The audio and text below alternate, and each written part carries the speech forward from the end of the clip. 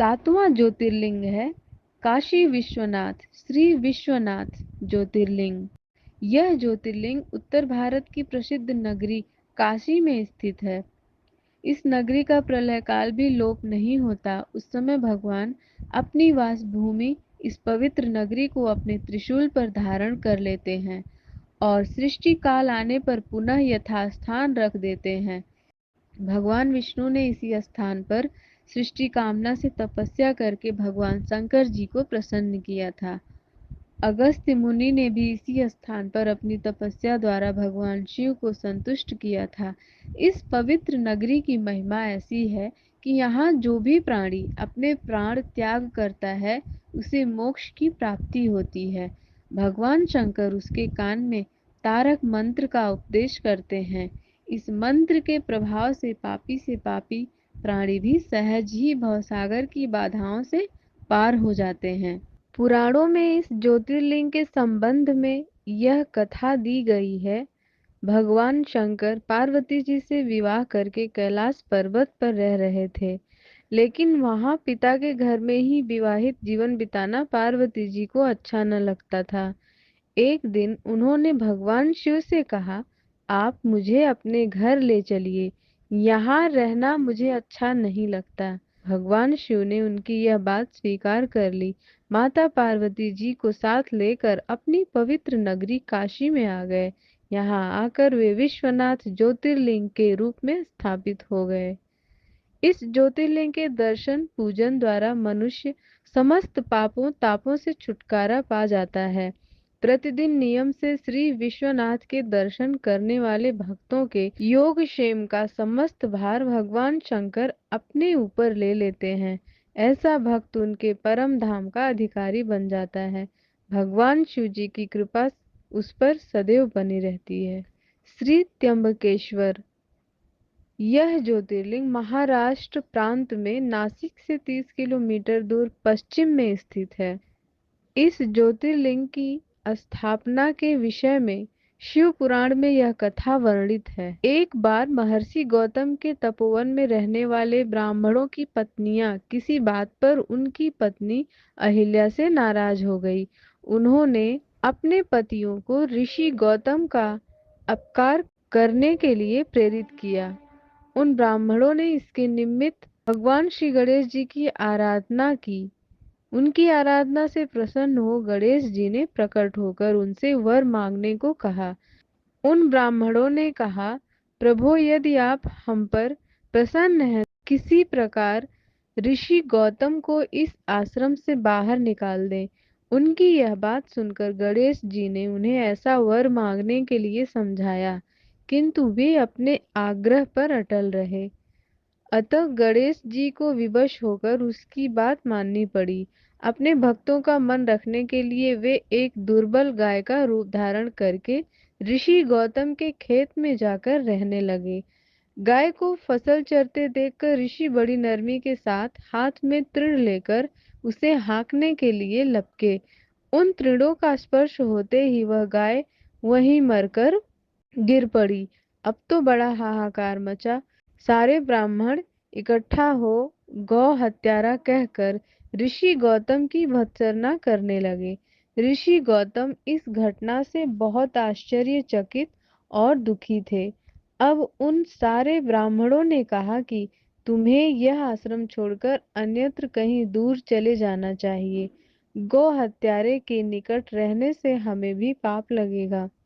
ऋषि गौतम ने उन ब्राह्मणों से प्रार्थना की कि आप लोग मेरे प्रायश्चित और उद्धार का कोई उपाय बताएं। ब्राह्मणों के कथानुसार महर्षि गौतम वे सारे कार्य पूरे करके पत्नी के साथ पूर्णतः तल्लीन होकर भगवान शिव की आराधना करने लगे।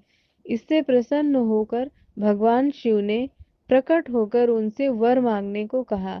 महर्षि गौतम ने उनसे कहा, भगवान मैं यही चाहता हूँ कि आप मुझे गो हत्या के पाप से मुक्त कर दें। भगवान शिव ने कहा, गौतम तुम सर्वथा निष्पाप हो। गौ हत्या का अपराध तुम पर छल पूर्वक लगाया गया था और देवगणों ने वहां एकत्र हो गौतम की बात का अनुमोदन करते हुए भगवान शिव से सदा वहां निवास करने की प्रार्थना की। वे उनकी बात मानकर वहां त्र्यंब ज्योतिर्लिंग के नाम से स्थित हो गए। गौतम जी द्वारा लाई गई गंगा जी भी वहां पास में गोदावरी नाम से प्रवाहित होने लगी। यह ज्योतिर्लिंग समस्त पुण्यों को प्रदान करने वाला है। नवा ज्योतिर्लिंग श्री वैद्यनाथ। यह ज्योतिर्लिंग बिहार प्रांत के संथाल परगने में स्थित है। शास्त्र और लोक दोनों में उसकी बड़ी प्रसिद्धि है। इसकी स्थापना के विषय में यह कथा कही जाती है। एक बार राक्षस राज रावण ने हिमालय पर जाकर भगवान शिव का दर्शन प्राप्त करने के लिए बड़ी घोर तपस्या की। उसने एक एक करके अपने सिर काटकर शिवलिंग पर चढ़ाना शुरू किए। इस प्रकार उसने अपने 9 सिर वहां काटकर चढ़ा दिए। जब वह अपना 10वां और अंतिम सिर काटकर चढ़ाने के लिए उद्यत हुआ, तब भगवान शिव अति प्रसन्न और संतुष्ट होकर उसके समक्ष प्रकट हो गए। शीश काटने को उद्यत रावण का हाथ पकड़कर उन्होंने उसे ऐसा करने से रोक दिया।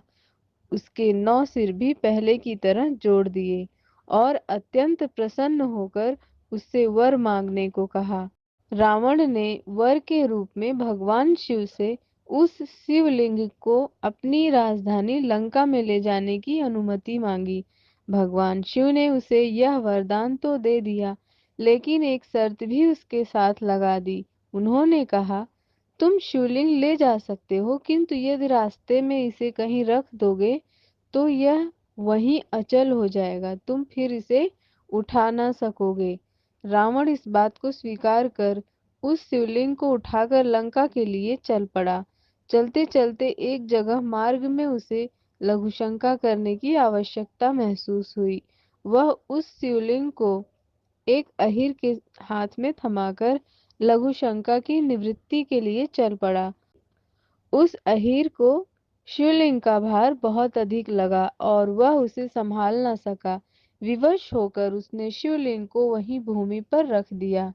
रावण जब लौट कर आया, तब वह बहुत प्रयत्न करने के बाद भी उस शिवलिंग को किसी प्रकार भी उठा न सका। अंत में थक कर उस पवित्र शिवलिंग पर अपने अंगूठे का निशान बनाकर उसे वहीं छोड़कर लंका को लौट गया। तत्पश्चात ब्रह्मा, विष्णु आदि देवताओं ने वहां आकर उस शिवलिंग का पूजन किया। इस प्रकार वहां उसकी प्रतिष्ठा करके वे लोग अपने अपने धाम को लौट गए। यही ज्योतिर्लिंग श्री वैद्यनाथ के नाम से जाना जाता है। यह श्री वैद्यनाथ ज्योतिर्लिंग अनंत फलों को देने वाला है। यह 11 अंगुल ऊंचा है। इसके ऊपर अंगूठे के आकार का गड्ढा है। कहा जाता है कि यह वही निशान है जिसे रावण ने अपने अंगूठे से बनाया था। पुराणों में बताया गया है कि जो मनुष्य इस ज्योतिर्लिंग का दर्शन करता है, उसे अपने समस्त पापों से छुटकारा मिल जाता है। उस पर भगवान शिव की कृपा सदा बनी रहती है। दैहिक दैविक भौतिक कष्ट उसके पास भूलकर भी नहीं आते। भगवान शंकर की कृपा से वह सारी बाधाओं से, समस्त रोगों शोकों से छुटकारा पा जाता है। उसे परम शांतिदायक शिवधाम की प्राप्ति होती है। हमारा 10वां ज्योतिर्लिंग श्री नागेश्वर।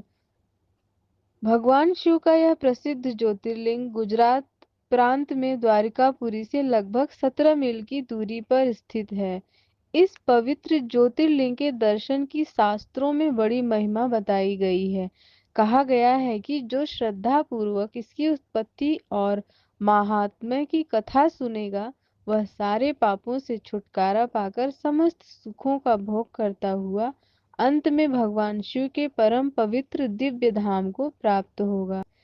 इस ज्योतिर्लिंग के संबंध में पुराणों में यह कथा वर्णित है। सुप्रिय नामक एक बड़ा धर्मात्मा और सदाचारी वैश्य था। वह भगवान शिव का अनन्य भक्त था। वह निरंतर उनकी आराधना, पूजन और ध्यान में तल्लीन रहता था। अपने सारे कार्य वह भगवान शिव को अर्पित करके करता था। मन वचन कर्म से वह पूर्णतः शिवार्चन में ही तल्लीन रहता था। उसकी इस शिव भक्ति से दारुक नामक एक राक्षस बहुत क्रुद्ध रहता था। उसे भगवान शिव की यह पूजा किसी प्रकार भी अच्छी नहीं लगती थी। वह निरंतर इस बात का प्रयत्न किया करता था कि उस सुप्रिय की पूजा अर्चना में विघ्न पहुंचे। एक बार सुप्रिय नौका पर सवार होकर कहीं जा रहा था। उस दुष्ट राक्षस दारूक ने यह उपयुक्त अवसर देखकर नौका पर आक्रमण कर दिया। उसने नौका में सवार सभी यात्रियों को पकड़कर अपनी राजधानी में ले जाकर कैद कर लिया। सुप्रिय कारागार में भी अपने नित्य नियम के अनुसार भगवान शिव की पूजा आराधना करने लगा। अन्य बंदी यात्रियों को भी वह शिव भक्ति की प्रेरणा देने लगा। दारूक ने जब अपने सेवकों से सुप्रिय के विषय में यह समाचार सुना, तब वह अत्यंत क्रुद्ध होकर उस कारागार में पहुंचा। सुप्रिय उस समय भगवान शिव के चरणों में ध्यान लगाए हुए दोनों आंखें बंद किए बैठा था। उस राक्षस ने उसकी यह मुद्रा देखकर अत्यंत भीषण स्वर में उसे डांटते हुए कहा, अरे दुष्ट वैश्य, तू आंखें बंद कर इस समय यहाँ कौन से उपद्रव और षड्यंत्र करने की बातें सोच रहा है। उसके यह कहने पर भी धर्मात्मा शिव भक्त सुप्रिय की समाधि भंग नहीं हुई। अब तो वह दारूक राक्षस क्रोध से एकदम पागल हो उठा। उसने तत्काल अपने अनुचरों को सुप्रिय तथा अन्य सभी बंदियों को मार डालने का आदेश दे दिया। सुप्रिय उसके इस आदेश से जरा भी विचलित और भयभीत नहीं हुआ। वह एकाग्र मन से अपनी और अन्य बंदियों की मुक्ति के लिए भगवान शिव से प्रार्थना करने लगा। उसे यह पूर्ण विश्वास था कि मेरे आराध्य भगवान शिव जी इस विपत्ति से मुझे अवश्य ही छुटकारा दिलाएंगे। उसकी प्रार्थना सुनकर भगवान शंकर जी तत्क्षण उस कारागार में एक ऊंचे स्थान में एक चमकते हुए सिंहासन पर स्थित होकर वह ज्योतिर्लिंग के रूप में प्रकट हो गए। उन्होंने इस प्रकार सुप्रिय को दर्शन देकर उसे अपना पाशुपत अस्त्र भी प्रदान किया। इस अस्त्र से राक्षस दारूक तथा उसके सहायक का वध करके सुप्रिय शिवधाम को चला गया। भगवान शिव के आदेशानुसार इस ज्योतिर्लिंग का नाम नागेश्वर पड़ा। हमारा 11वां ज्योतिर्लिंग श्री रामेश्वर। इस ज्योतिर्लिंग की स्थापना मर्यादा पुरुषोत्तम भगवान श्री रामचंद्र जी ने की थी। स्कंद पुराण में इसकी महिमा विस्तार से वर्णित है।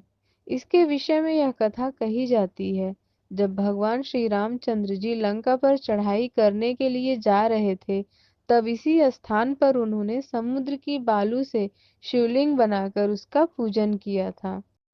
ऐसा भी कहा जाता है कि इस स्थान पर ठहरकर भगवान राम जल पी रहे थे कि आकाशवाणी हुई कि मेरी पूजा किए बिना ही जल पीते हो।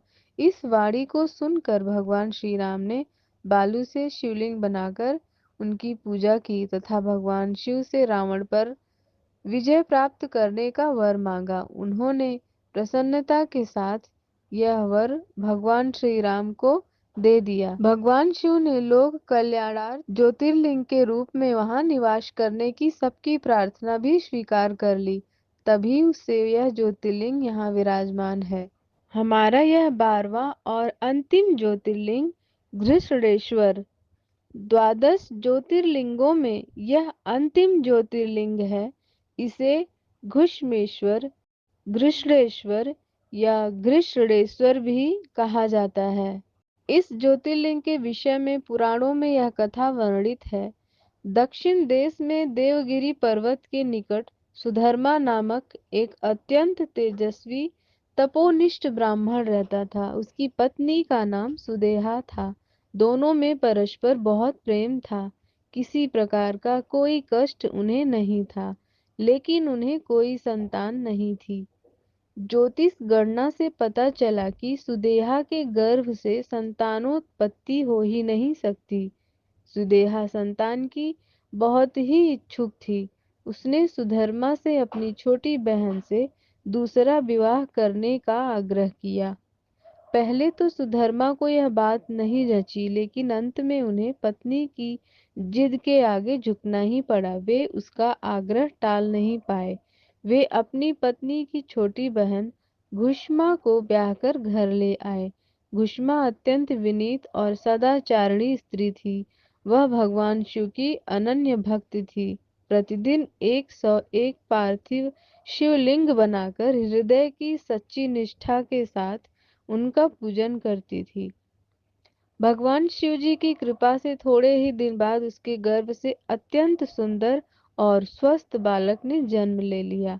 बच्चे के जन्म से सुदेहा और घुष्मा दोनों के ही आनंद का पार न रहा। दोनों के दिन बड़े आराम से बीत रहे थे, लेकिन न जाने कैसे थोड़े ही दिनों बाद सुदेहा के मन में एक कुविचार ने जन्म ले लिया। वह सोचने लगी, मेरा तो इस घर में कुछ है ही नहीं, सब कुछ घुष्मा का है। अब तक सुधर्मा के मन का कुविचार रूपी अंकुर एक विशाल वृक्ष का रूप ले चुका था। अतः एक दिन उसने घुष्मा के युवा पुत्र को रात में सोते समय मार डाला। उसके शव को ले जाकर उसने उसी तालाब में फेंक दिया जिसमें घुष्मा प्रतिदिन पार्थिव शिवलिंगों को फेंका करती थी। सुबह होते ही सबको इस बात का पता लगा। पूरे घर में कोहराम मची, लेकिन घुष्मा नित्य की भांति भगवान शिव की आराधना में तल्लीन रही, जैसे कुछ हुआ ही न हो। पूजा समाप्त करने के बाद वह पार्थिव शिवलिंगों को तालाब में छोड़ने के लिए चल पड़ी। जब वह तालाब से लौटने लगी, उसी समय उसका प्यारा लाल तालाब के भीतर से निकल कर आता हुआ दिखाई पड़ा। वह सदा की भांति आकर घुष्मा के चरणों पर गिर पड़ा, जैसे कहीं आसपास से ही घूमकर आ रहा हो। इसी समय भगवान शिव भी वहां प्रकट होकर घुष्मा से वर मांगने को कहने लगे। वह सुदेहा की घिनौनी करतूत से अत्यंत क्रुद्ध हो उठे थे। वह अपने त्रिशूल द्वारा उसका गला काटने को उद्यत दिखलाई दे रहे थे। घुष्मा ने हाथ जोड़कर भगवान शिव से कहा, प्रभु, यदि आप मुझ पर प्रसन्न हैं तो मेरी उस अभागिनी बहन को क्षमा कर दें। और प्रभु, मेरी एक प्रार्थना और है, लोक कल्याण के लिए आप इस स्थान पर सर्वदा के लिए निवास करें। भगवान शिव ने उसकी ये दोनों बातें स्वीकार कर ली। ज्योतिर्लिंग के रूप में प्रकट होकर वह वहीं निवास करने लगे। सती शिव भक्त घुष्मा के आराध्य होने के कारण वे यहाँ घुष्मेश्वर महादेव के नाम से विख्यात हुए। घुष्मेश्वर ज्योतिर्लिंग की महिमा महापुराणों में बहुत विस्तार से वर्णित की गई है। इनका दर्शन लोक परलोक दोनों के लिए अमोघ फलदायी है। इस तरह से हमारे 12 ज्योतिर्लिंगों की श्रृंखला यहीं पर समाप्त होती है। अगर आपको हमारा यह वीडियो पसंद आए तो लाइक करें। इस तरह के आध्यात्मिक वीडियोस पाने के लिए हमारे चैनल को सब्सक्राइब करें।